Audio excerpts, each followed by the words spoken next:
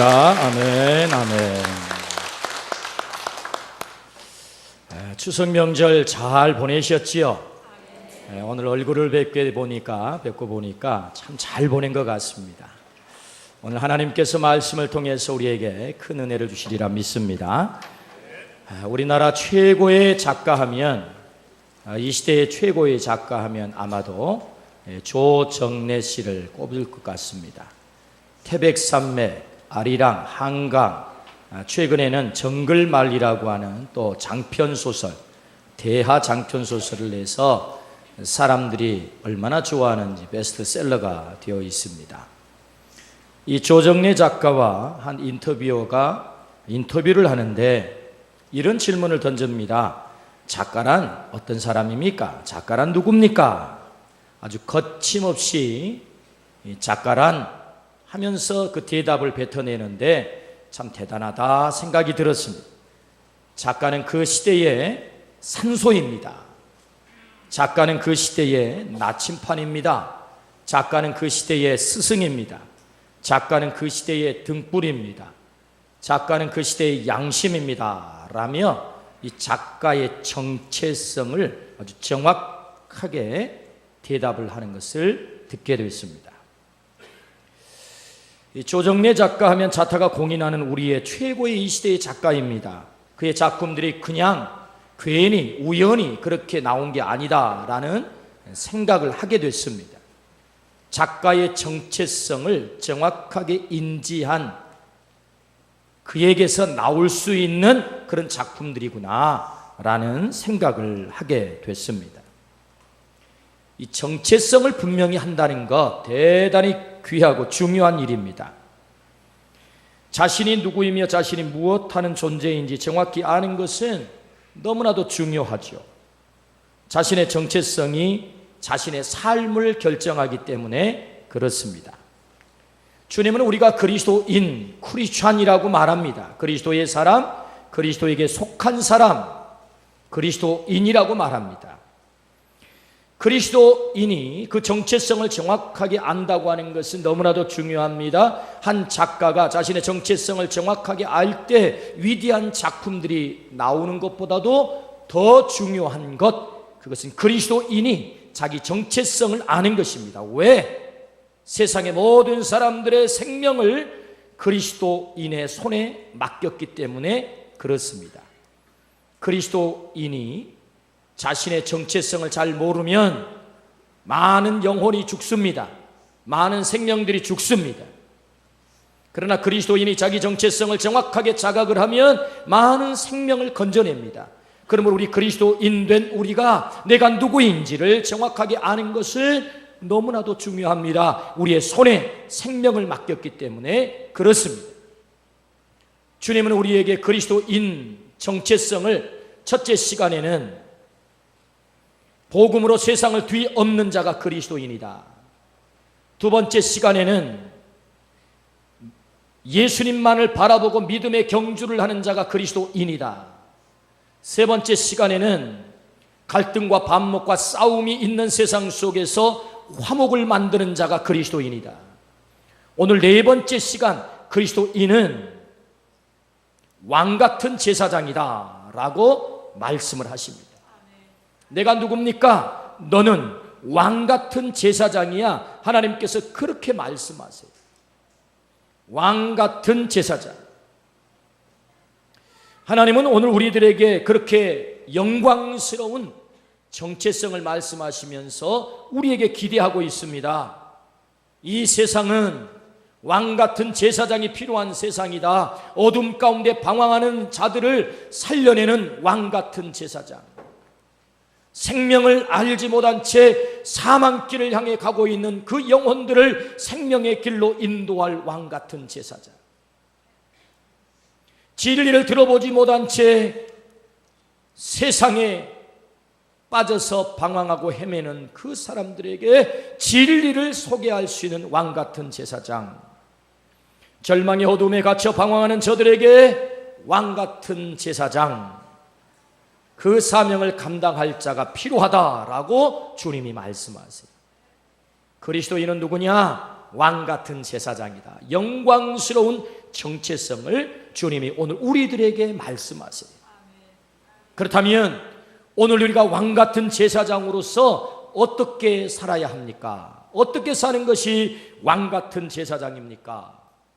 그 첫 번째는 자신의 존귀성을 자각하라, 그렇게 가르쳐 주십니다.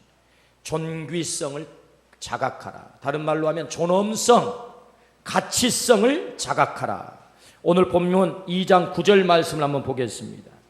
본문 2장 9절입니다. 함께 있습니다.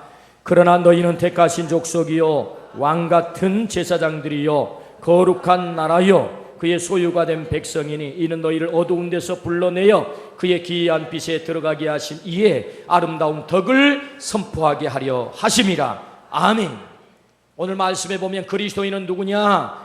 택한 족속이다, 왕같은 제사장이다, 거룩한 나라다, 소유된 백성이다 라고 네 가지로 말씀을 하세요. 그 가운데 우리가 주목하고자 하는 말씀은 왕같은 제사장이라는 말씀을 우리가 주목하려고 하는 것입니다. 너는 제사장이야 라고 말씀을 하셔도 그 말씀은 굉장한 말씀입니다. 아무나 제사장 될 수 없습니다. 구약 성경에 의하면 레위 지파 사람만 제사장이 될 수 있습니다. 야곱의 12제자 가운데 12아들들 가운데 레위 지파만 구별해서 제사장의 사명을 감당할 수 있도록 하나님이 정하셨어요. 거기에 대제사장이 될 사람은 아론의 자손들만 대제사장이 될 수 있어요. 그러니까 여러분, 우리가 제사장 신분을 얻는다고 하는 것은 굉장한 것입니다. 아무나 얻을 수 있는 것이 아니에요. 그런데 이렇게 귀하고 가치 있는 최고의 신분인 제사장, 그 제사장 앞에 뭐가 붙었습니까? 왕 같은 제사장, 왕이 붙어 있는 거예요. 왕. 여러분, 왕은 지존을 말합니다. 최고로 높은 자, 가장 중요한 자, 가장 가치 있는 자, 그를 왕이라고 부르죠. 베드로 전서가 기록할 당시에 세상의 최고의 명예, 최고의 높은 사람은 왕이었습니다. 왕보다 더 이상 높은 사람이 없습니다. 그는 가장 존귀한 자입니다. 여러분, 여기 왕같은 제사장, 왜 하나님은 이렇게 말씀을 하셨을까요? 하나님의 의도가 뭘까요? 그것은 너는 세상에서 가장 존귀한 자야, 그걸 말씀하고 싶으신 것입니다. 너는 왕같은 제사장이다 라는 말씀, 그 말씀이 담고 있는 하나님의 마음이 뭐예요? 너는 세상에서 가장 존귀한 자, 가장 가치 있는 자, 세상에 무엇과도 비교할 수 없을 만큼 존귀한 자가 바로 너야. 그것을 주님은 말씀하십니다. 그것이 왕같은 제사장이다. 하나님은 나를 왕같이 존귀한 존재라, 그렇게 말씀을 하십니다. 이 말씀은 세상 사람들의 평가가 아닙니다. 세상의 평가는 조속으로 변하죠. 어느 날 당신은 참 존귀한 사람입니다. 당신은 중요한 사람입니다. 당신이 그 일을 하십시오. 그렇게 사람들은 그를 존귀하게 여기다가 어느 날 마음에 들지 않으면 당신은 그 자리에 있을 자격이 없습니다. 당신은 형편없는 사람입니다 라고 세상은 여지없이 그를 잘라냅니다. 우리나라에서 최고 막강한 사람이 누굽니까? 대통령을 불러다가 신문할 수 있는 사람, 검찰이죠. 검찰총장이 됐다는 것은 가장 존귀한 자 된 것 아닙니까? 가장 명예스러운 자리 아닙니까? 가장 막강한 자리에 오른 것 아닙니까? 그러나 세상의 평판은 그렇지 않습니다. 당신은 더 이상 필요하지 않아, 형편없는 쓰레기야 하고 그를 여지없이 내칩니다. 이게 세상의 평가입니다. 참 야박하죠. 여러분, 우리가 왕같은 제사장 됐다라는 말은 세상의 조속으로 변하는 그런 평가가 아닙니다. 세상 사람들, 여러분, 마치 물결이 출렁이듯 세상의 여론이 출렁거려서 내 존재를 평가하는 세상의 상대적인 평가의 가치가 아니에요. 절대적인 평가, 나를 창조하신 그 하나님께서 나를 향하여 말씀합니다. 너는 왕같은 제사장이야, 가장 존귀한 자야. 할렐루야. 우리를 그렇게 평가하셨다는 거예요. 내가 이렇게 가치 있는 존재가 된 것이, 이렇게 가치 있는 신분으로 탈바꿈된 것이 도대체 어떻게 이게 가능한 것이었습니까? 이런 질문이 생기잖아요. 내가 그럴 만한 사람이 아닌데요. 내 자신을 스스로 들여다보면 내 안에 허물이 많은데요. 내가 왕같은 제사장, 그런 엄청난 직분을 감당할 만한 그런 존재로 살아갈 만한 그런 사람이 아닌데요 라는 생각을 갖게 됩니다. 여러분, 내 능력으로 내 신분이 바뀐 게 아닙니다. 하나님께서 내 신분을 세탁을 하신 거예요. 세탁이라는 말을 요새 많이 쓰잖아요. 하나님께서 내 신분을 바꾸신 거라고요. 어떻게 해요? 오늘 베드로전서 1장 18절 19절을 한번 읽어봅니다. 여러분 성경을 한번 찾으셔서 18절 19절 1장. 너희가 알거니와 너희 조상이 물려준 헛된 행실에서 대속함을 받은 것은 은이나 금같이 없어질 것으로 된 것이 아니요 오직 흠없고 점 없는 어린 양 같은 그리스도의 보배로운 피로 된 것이니라. 아멘. 예수 그리스도의 보배로운 피가 내 신분을 바꿔버렸다는 거예요. 내가 예수 그리스도를 믿는 순간 내 신분이 바뀝니다. 어떻게? 하나님의 자녀로의 신분으로 바뀌는 거예요.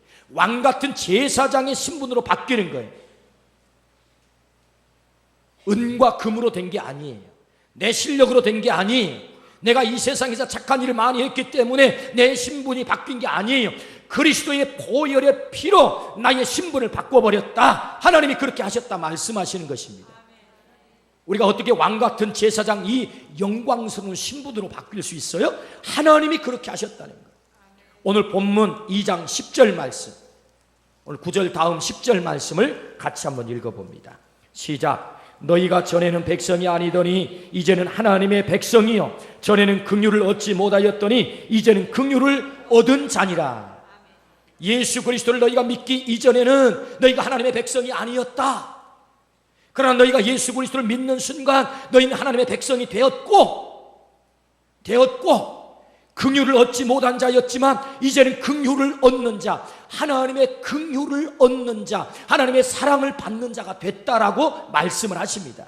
우리가 어떻게 영광스러운 왕같은 제사장이 될 수 있었습니까? 그것은 하나님께서 내 신분을 변화시켰습니다. 어떻게? 하나밖에 없는 아들 예수 그리스도의 보혈의 피로 그 예수 그리스도를 믿는 순간 나의 신분을 바꿔주신 줄로 믿습니다. 하나님의 백성이 아닌 자에서 하나님의 백성으로, 하나님의 자녀가 아닌 자에서 하나님의 자녀로, 구원받지 못한 자가 구원받은 자로, 긍휼을 얻지 못한 자가 긍휼을 얻은 자로 우리의 신분을 바꿨다.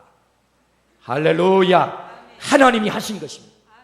여기 하나님의 위대함이 있고 하나님의 은혜가 있는 것입니다. 내 능력이 아닙니다. 내 은금이 아닙니다. 내 실력이 아닙니다.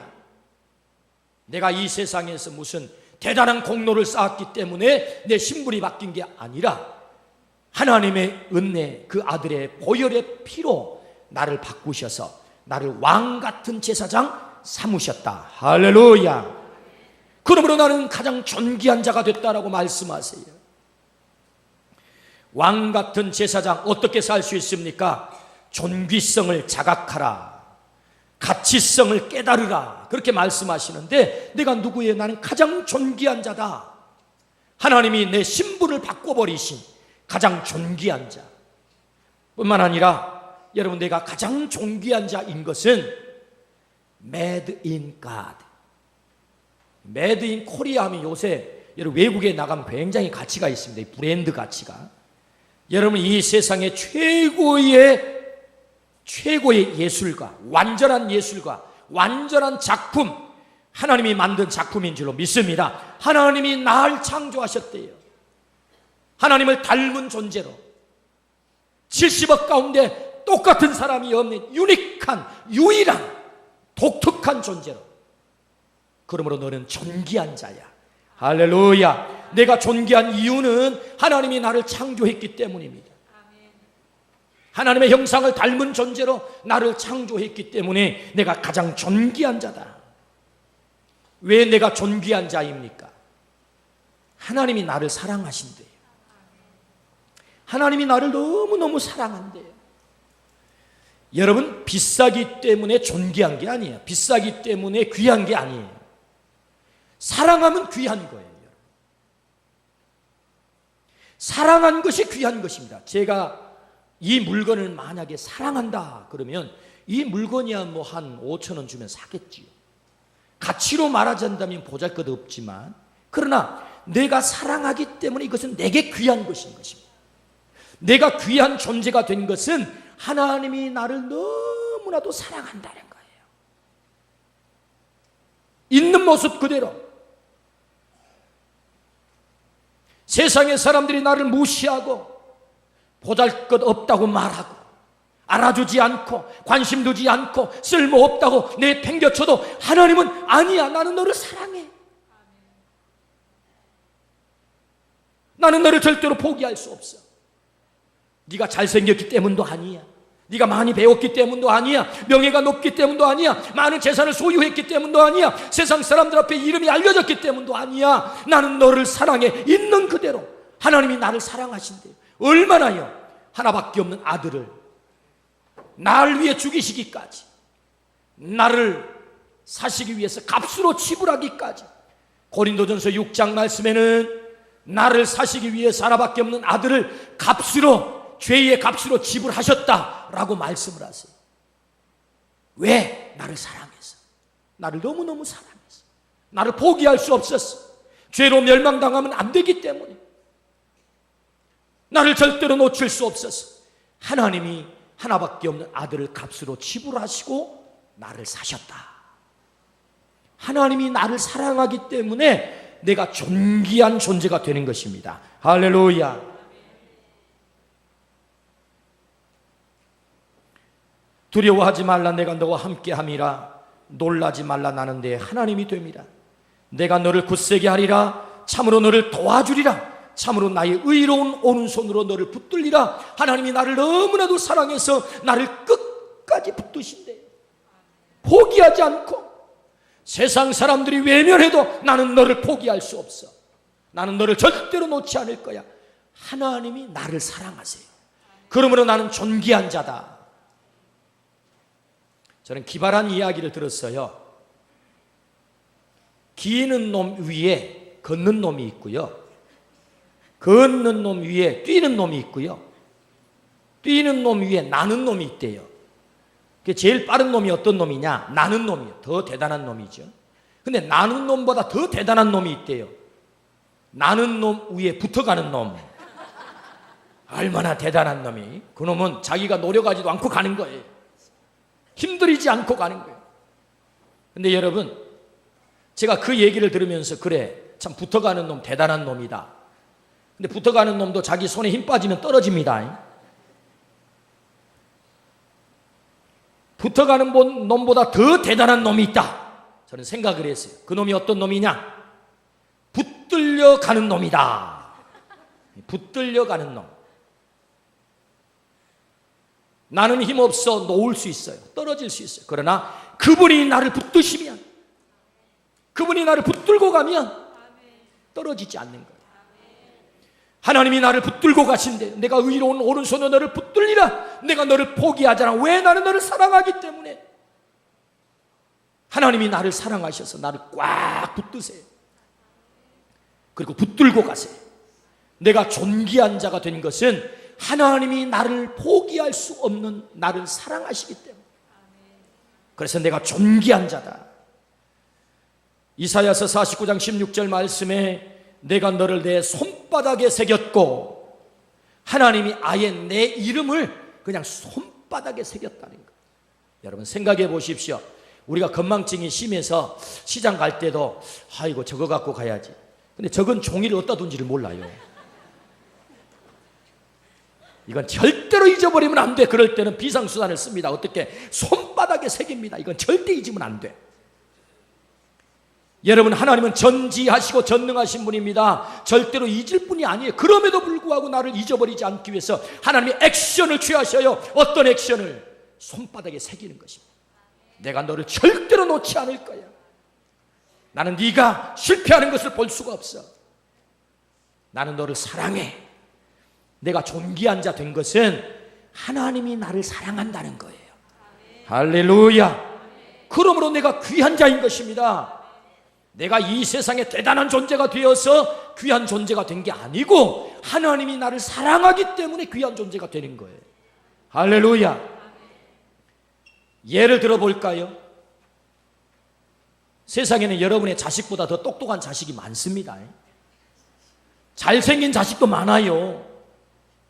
세상에 저는 속상할 때가 있어요. 김태희를 보면 아따 어떻게 얼굴도 저렇게 잘생겨가지고 서울대까지 나왔을까니, 거기다 연기까지 해가지고 돈도 잘 벌까 생각하면 속상해요. 그렇다고 해서 김태희가 저에게 귀한 존재가 아니에요. 아무리 잘생기고 돈을 잘 벌고 서울대를 나오고 사람들에게 인기를 있다고 해서 그가 내게 귀한 존재가 아니라고. 그보다 더 공부 못하고 그보다 돈도 잘 못 벌 수도 있고 그보다 더 인기가 없을 수 있지만 여러분, 내 자식이니까 내게 귀한 것입니다. 아멘.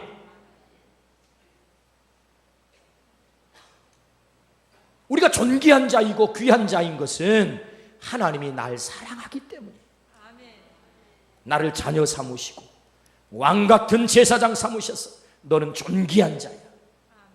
이 사실을 잊지 않기를 주의 이름으로 축원합니다. 아멘.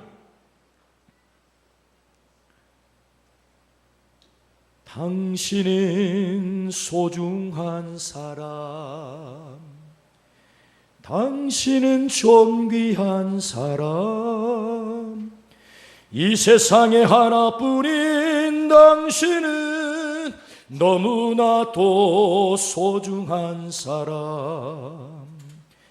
그런 당신을 사랑해요. 그런 당신을 축복해요. 사랑받기에 합당한 당신은 누구보다 존귀한 사람. 할렐루야. 우리는 존귀한 사람이에요. 하나님이 나를 존귀하게 여기십니다. 너는 왕같은 제사장이야. 왜 세상의 평판에 귀를 기울이십니까? 왜 세상의 평가에 나를 내맡기십니까? 왜 그리고 절망하십니까? 왜 사람들이 알아주지 않는다고, 날 무시한다고 그것 때문에 좌절하십니까? 아닙니다. 하나님이 인정하십니다. 나는 너를 내 모양대로 창조했어. 나는 너를 사랑해. 나는 너를 놓을 수 없어. 내 하나밖에 없는 아들을 너를 위해서 포기시켰어. 너를 사기 위해서 값으로 지불한 거야. 너는 내가 가장 사랑하는 자야. 너는 내게 존귀한 자야. 할렐루야. 왕같은 제사장. 어떻게 왕같은 제사장으로 살아갈 수 있어요? 나의 존귀성을 깨달으라. 나는 가장 존귀한 자입니다. 할렐루야.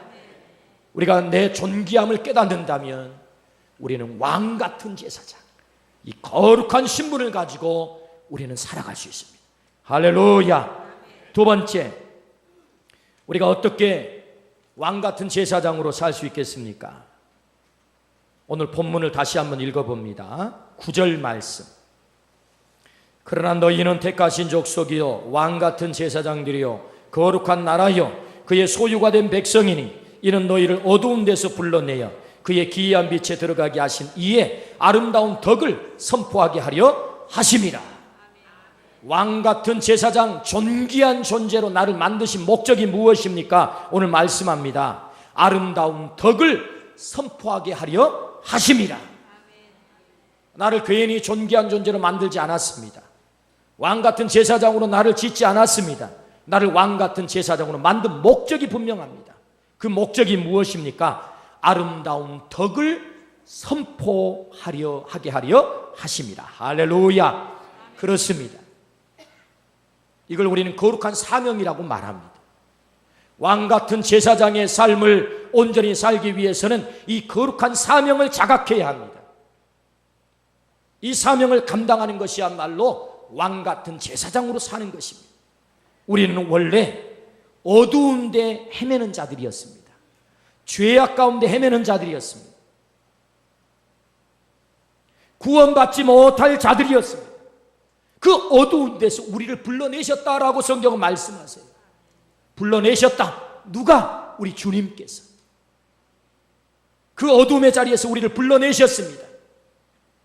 그리고 기이한 빛에 들어가게 하셨습니다. 기이한 빛이 어떤 것입니까? 생명의 빛, 영생의 빛, 구원의 빛.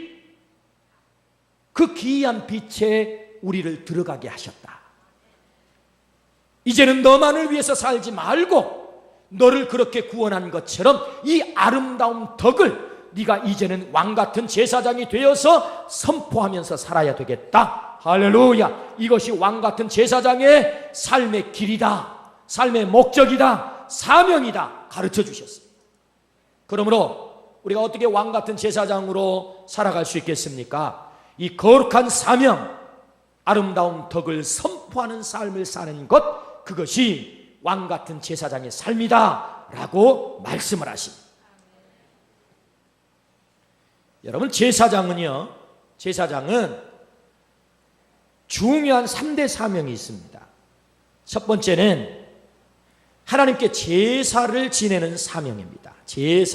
제사는 다른 말로 예배죠. 예배를 드리는 사명. 백성들의 죄를 끌어안고 하나님 앞에 나아가서 하나님께 고하고, 하나님, 김원웅이가 이러이런 죄를 지었습니다. 그러니 하나님, 오늘 드리는 이 제사를 받으시고 원웅이의 죄를 용서해 주십시오 라고 대신 아뢰는 일을 누가 합니까? 제사장이 합니다.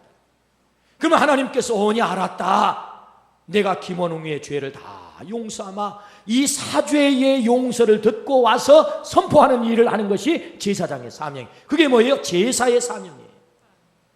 백성들의 죄를 끌어안고 하나님 앞에 가서 아뢰는 사명, 누가? 제사장이 하는 것입니다. 두 번째 제사장의 사명 가운데 중요한 사명은 축복의 사명이에요. 그래서 민수기 6장 말씀에 보면 모세를 통해서 하나님이 말씀하십니다. 아론의 자녀들에게 백성들을 이렇게 축복하라, 제사장들은 백성을 이렇게 축복하라 하고 축복의 말씀을 주셨어요. 그러니까 제사장은 축복의 사명을 감당해야 돼요. 축복의 사명. 그 다음에 세 번째는 제사장은 이 중보자의 사명을 감당해야 됩니다. 중보자란 여러분 라틴 말로 제사장을 폰티펙스라 합니다. 폰티펙스. 이 폰티펙스라는 말은 다리를 놓는 사람, 그런 뜻을 갖고 있어요. 폰티펙스, 다리를 놓는 사람. 하나님과 백성 사이에서 제사장은 다리를 놓는 사람이에요. 연결자라는 거죠. 이걸 다른 말로 하면 중보자라고 합니다. 하나님에게 백성을 연결시키는 사람, 다리를 놓는 사람, 그가 누구예요? 제사장이에요. 그러니까 백성들의 죄를 끌어안고 하나님 앞에 나아가서 아뢰어 하나님의 사죄를 받아 용서를 선포하는 이 제사의 사명, 제사장의 사명이고, 동시에 그 백성들에게 축복을 선포하는 사명, 제사장의 사명입니다. 이 사명이 가능하게 하는 일이 뭐예요? 바로 다리를 놓는 사명이에요. 백성들을 하나님 앞에 연결시키는 사명, 그것이 무엇입니까? 아름다운 덕을 선포하는 일을 하는 것입니다. 하나님을 알지 못하는 사람들에게, 예수 그리스도를 알지 못하는 사람들에게, 복음을 알지 못하는 사람들에게 가서 예수 그리스도는 우리의 생명입니다, 우리의 길입니다, 우리의 진리가 되십니다, 그분은 우리의 영생이십니다, 하나님이 세상을 이처럼 사랑하사 독생자를 주셨으니 이런 저를 믿는 자마다 멸망치 않고 영생을 얻게 하려 하심이라, 우리에게 영원한 생명의 길을 가르쳐 주신 분이 계십니다, 그분이 예수님입니다 라고 다리를 놓는, 복음을 전하는 사명, 그것이 백성들을 하나님께 연결시키는 일입니다. 할렐루야. 그러면 오늘 성경은 말씀합니다. 이는 너희를 어두운 데서 불러내어 그의 기이한 빛에 들어가게 하신 이에 아름다운 덕을 선포하게 하려 하심이라. 아름다운 덕을 선포하는 것을 한마디로 말하면 복음을 전하는 일입니다. 예수 그리스도를 전하는 일입니다. 예수 그리스도가 우리에게 생명 되신 줄로 믿습니다. 예수 그리스도가 우리를 위해 십자가에 죽으셨다, 우리에게 영원한 생명을 위하여 부활하셨다, 이 아름다운 덕을 가서 선포하는 일, 그것이 왕같은 제사장이 감당해야 될 사명이다. 할렐루야. 우리 모두가 그 사명을 감당하기를 축복합니다. 아멘. 그러면 우리는 당장 이런 질문이 생깁니다. 나는 그런 일을 잘 감당할 수 없어요. 내게는 능력이 없어요. 나는 사람 앞에 가서 서기만 해도 달달 떨려요. 어떻게 내가 그 일을 감당할 수 있습니까? 라고 나는 못한다라고 하나님 앞에 핑계거리가 생깁니다. 그렇지 않습니다. 어느 날 하나님께서 모세야, 너 내 백성을 저 애굽에 가서 해방시켜야 되겠다. 아이고 하나님, 나 입이 뻣뻣합니다. 말 못합니다. 나는 실패자입니다. 나는 도망자입니다. 오직 가면 40년 동안이나 처가살이를 했겠습니까? 모세는 여러분 미디안 광야에 처가살이를 40년 했거든요. 하나님 들어보십시오. 한국 속담에 껍벌이 서말만 있어도 처가살이를 안 한다는데, 모세가 한국 속담을 알았는지 몰랐는지 모르겠지만 오직 못났으면 여러분 처가살이 40년을 모세가 했겠습니까? 그는 살인자요, 그는 도망자요, 잊혀진 자요, 저 애굽의 바로 앞에 다시 나설 수 없는 그런 실패자입니다. 근데 하나님께서 모세에게 모세야, 너 내 백성에게 가서 내 백성을 해방시켜라 라고 말씀을 하세요. 그때 나는 능력 없어 못한다고 말합니다. 그때 하나님께서 말씀하십니다. 모세야, 네 손에 들고 있는 것이 뭐냐? 지팡이입니다. 양치는 지팡이, 마른 막대기, 똥냄새 나는 지팡이, 너 그 지팡이 들고 가라. 모세가 자신을 위해서 지팡이를 사용하면 겨우 양을 치는 지팡이입니다. 그런데 하나님께서 지팡이를 들고 가라 할 때, 그 지팡이를 들고 가서 하나님을 위해서 사용할 때 홍해가 갈라지고 반석이 터져서 물이 나오는 놀라운 기적의 지팡이가 된 줄로 믿습니다. 뭘 말합니까? 네 능력으로 하는 게 아니야. 내 능력으로 할 거야. 할렐루야. 우리가 왕같은 제사장의 사명을 감당하는 것, 내 힘으로 하는 것 아닙니다. 하나님이 우리에게 능력을 주신다고 약속하십니다. 성령님께서 내 안에 오셔서 나로 하여금 그 일을 하게 하신다고 말씀하십니다. 예수님이 내 인생의 주인 되셔서 내 인생을 운행하시면 우리는 왕같은 제사장이 되어서 하나님의 능력으로, 예수님의 능력으로 그 사명을 감당하게 될 줄로 믿습니다. 내 능력으로 하는 게 아니에요. 다윗의 손에 들린 돌멩이가 자신을 위해서 사용하면 그저 늑대나 쫓이는 돌멩이에 불과하지만, 하나님을 위해서 사용하면 그 돌멩이가 저 블레셋의 거대한 장수 골리앗을 물리치는 위대한 기적의 돌멩이가 된 줄로 믿습니다. 우리는 돌멩이가 불과하지만, 보잘것없지만 내가 하나님을 위해서 사용하면 하나님이 보잘것없는 나를 통해서 능력을 행하신다. 할렐루야. 이것이 복음이에요. 그러므로 하나님은 말씀하세요. 너는 왕같은 제사장, 아름다운 덕을 선전해야 될 사람, 네가 어두움 가운데 거했지만 하나님께서는 기이한 빛 속에 너를 들어가게 한 것처럼 너도 세상 속에 나아가 방황하는 자에게, 생명 없어 죽어가는 자에게, 인생을 더 이상 살 의미가 없다고 자학하는 자들에게, 절망하고 있는 자들에게 네가 가서 여기 기이한 빛, 생명의 빛, 생명의 길이 있다고 네가 가서 전해야 되겠다. 왕같은 제사장의 사명을 감당해야 되겠다라고 말씀을 하십니다. 오늘 우리 모두가 왕같은 제사장, 이 거룩한 사명을 감당하는 은혜가 있기를 주의 이름으로 축원합니다. 아멘. 나는 존귀한 자입니다. 하나님이 나를 사랑하십니다. 하나님이 나를 창조하셨습니다. 하나님이 나를 절대로 포기할 수 없다고 말씀하십니다. 나는 왕같은 존귀한 자라고 말씀하세요.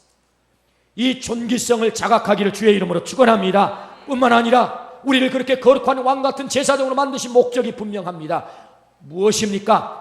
아름다운 덕을 선전하기 위해서, 아름다운 복음을 전하기 위해서, 생명 건지는 사명을 감당하기 위해서 나를 왕같은 제사장 삼으셨다. 오늘 우리 모두가 왕같은 제사장됨을 깨닫고 이 거룩한 사명을 감당하여 오늘 죽어가는 영혼들이 주님 앞에 올 수 있도록 다리를 놓는 이 사명을 감당하기를 주의 이름으로 축원합니다. 아멘. 기도하십시다. 그리스도인은